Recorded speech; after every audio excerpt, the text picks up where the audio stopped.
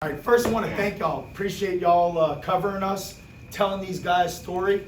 They're no different than you, right? You work really hard on a daily basis, show up and do your job at a high level, take a lot of pride in your job, and they're no different than you. They show up on a daily basis, work really hard at their job to give you a product that you can be proud of, and cover. So we appreciate you help telling these guys' stories. We're really excited to be here at Florida, and we're going to work really hard to give you a product to be proud of. Secondly, I want to say how proud of a staff we are of this team and their efforts so far. Throughout the first two phases of foundation and identity, there's been tremendous buy-in at the player level. They've showed up one day at a time, worked really hard, given great effort, showed up with great self-discipline, and I think we've improved one day at a time, 1 week at a time, and now it's been about a few months in, really 2 months of work to show for it. Now we step into phase 3, spring ball. You know, I miss football. I'm sure y'all miss football. I realized today how much we missed football, getting to see them fly around and compete and play the game we love. So just excited to show up again in a couple days. We get to get swole tomorrow, so we got a little lift going on tomorrow, and then back to the grind and practice on Thursday. Anybody got any questions? All right, we're going to start with questions. We'll start with Edgar. Yeah, Coach. How do you structure things with the training? Do you split up into position groups? Do you have like a guy working with each position group? Because each position group has specialized needs. Sure, that's a great question. So first I'd say this, I like to keep it simple. As far as training philosophy is concerned, our job is to make the training more difficult than the competition. I think Michael Jordan said that, right? I want to practice so hard that the game's easy. So I feel like that's our job as a staff, whether it be in the weight room, whether it be on-field training, whether it be practice. I'm talking about the year-round approach as far as training is concerned, right? So that's the philosophy in one sentence. Beyond that, we don't see a weight room, right? We see a football field. We're going to train them to be the best at their position. How do we do that? We hire position coaches within the weight room. All of our strength coaches have played the position, right? Tiger Jones works with the offensive skill guys. He played receiver at Louisville, 9 years in the NFL, right? Alice Watkins played linebacker in the SEC, right? Played in the NFL briefly, right? He works with the inside, outside linebackers, right? Defensive skill position, Ed Thompson. He works with the defensive skill guys. He played cornerback on the college level at UL, the place we just came from, right? And then last but not least, Carmichael Dunbar, premium on trenches, right? The game's won in the trenches. I offend the athletes all the time, all right? But big people beat up little people. The game's won in the trenches. They do the dirty work, right? So these skill guys can get their name in y'all's articles, right? They probably need a little more glory, to be quite honest, right? And so Carmichael Dunbar works the D-line, O-line. He played D-line at UL as well. So that goes into the vision as far as training them to play their position. Those position coaches in the weight room work hand in hand, right, with the position coaches that have them in season. That's where college is different, right? You're just with the strength staff for 4 months out the year, right? You're not with your position coach. So it's really important to have synergy between your position strength coaches and your position on-field coaches. Does that make sense? Excellent. Have you gotten any feedback from players on things that maybe is different for them in this strength and conditioning program versus what they were in before? I think that'd be a better question for them. I think the biggest thing is we've just been consumed with the process. Not really worried about the results, just showing up one day at a time. All right, this is the plan. We're going to work that plan and get better at it one day at a time. What's Billy like to work for? Billy's great to work for. He's the reason I'm here, right? You'd be hard pressed to find. You always want a great coach, right? He's the CEO, so everything kind of trickles down from him. He sets the standard throughout the entire organization. But beyond that, not just a great coach, a great human being, a great man. Someone you can look up to as a father and as a husband, which is important to me, right? Because I'm a father, I'm a husband, and I consider him a mentor, right? So you want to have someone in that CEO role that you can look up to in all those areas. And I'm not sure there's a better one in the country.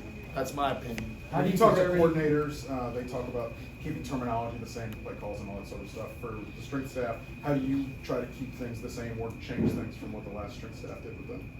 Yeah, so I think every leader is going to have their own vision and their own blueprint.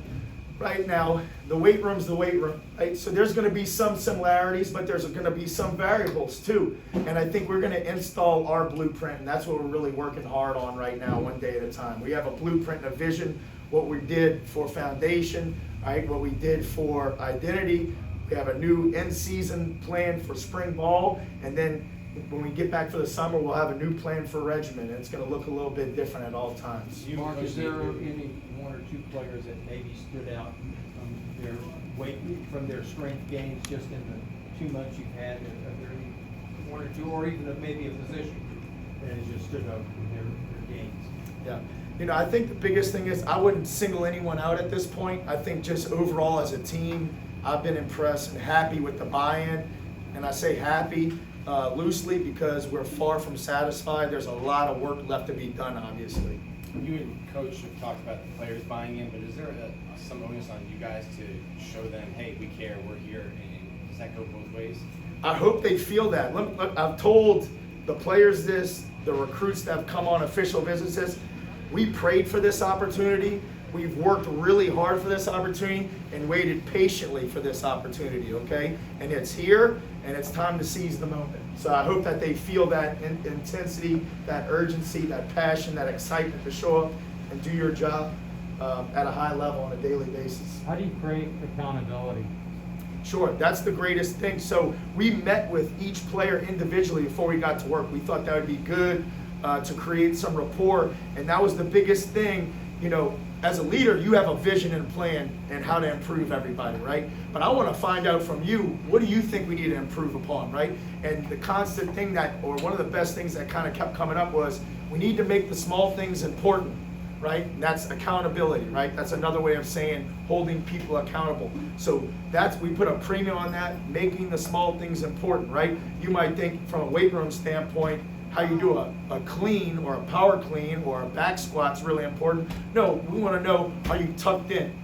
Do you have your jewelry? Are you fit? Are you in your dress code for the day? Are you early? Are you on time, right? Do you work throughout the entire 60-minute period? So those are the details, right? All of these guys, they wouldn't play at Florida, right, if they weren't blessed with a tremendous amount of ability. We've got to get consumed with the intangibles, right? Integrity, discipline, toughness, effort, playing together, right? And then obviously becoming believers. Believe you can do it at a high level and compete with anybody. Mark, you already alluded to this once, but just how excited are you to be back at this level again, the SEC, and Yes. at a championship level program? This is what you work for. This is my 4th time in the SEC. There's no better conference. If you want to be the best at what you do, I think everybody's goal in here would to be the best at what you do. You're going to show up and work really hard and compete at a really high level. This is the best football in the conference. I've felt like that anywhere I've ever been, and I've been at a few different conferences, right? And if you want to be the best, you got to compete with the best, right? You got to be able to recruit the best. You got to be able to develop them year round, have a plan for them, not just 1 week at a time, not just as them showing up, but for the 3 to 5 years that you have them, and develop them mentally and physically. Teach them how to be men, teach them how to be And leaders. speaking of your plan for guys, getting a guy like Desmond Watson, obviously a lot of ability, he's still kind of working on his weight. What's kind of the goal there, and how do you want to see him make progress? Yeah, much of the same with the other guys. Just show up one day at a time, get a little bit better. He's done a good job of buying in, and he's working really hard. Like you said, physical specimen, beast, right? And he's very talented and nimble for being as big and physical and powerful as he is, right? But we're going to continue to work. Desmond's going to continue to work really hard. He's doing a great job with Kelsey Gomes, our nutritionist. She's a rock star. She's got a rock star studded staff, and they have a great plan in place for him one day at a time. What did you learn at those previous stops, that whether it be structure, the way you approach things, the way you keep up with sports science, was there things that you took from those previous SEC stops? Yeah, every day is obviously an opportunity to learn. That's no different for anybody in here, right? But just every place you've been, you're exposed to different thoughts, different ideas, right? You get to see a different way of training, different way to practice, all right? Different way to compete, different way to do drills. You might be exposed to different things. And along the way, you try and pick the best things from every place you've been and put it in to be part of your blueprint, part of your vision. And that's why I'm excited to be here with Coach Napier and the staff here, because I feel like our visions are aligned. Sometimes you have coaches from different backgrounds. We were kind of cut from the same cloth, so it makes sense. All right, guys, we're gonna take Coach Hocke to the back here for just some additional questions, and then Emery's gonna hop on the podium now, okay? Appreciate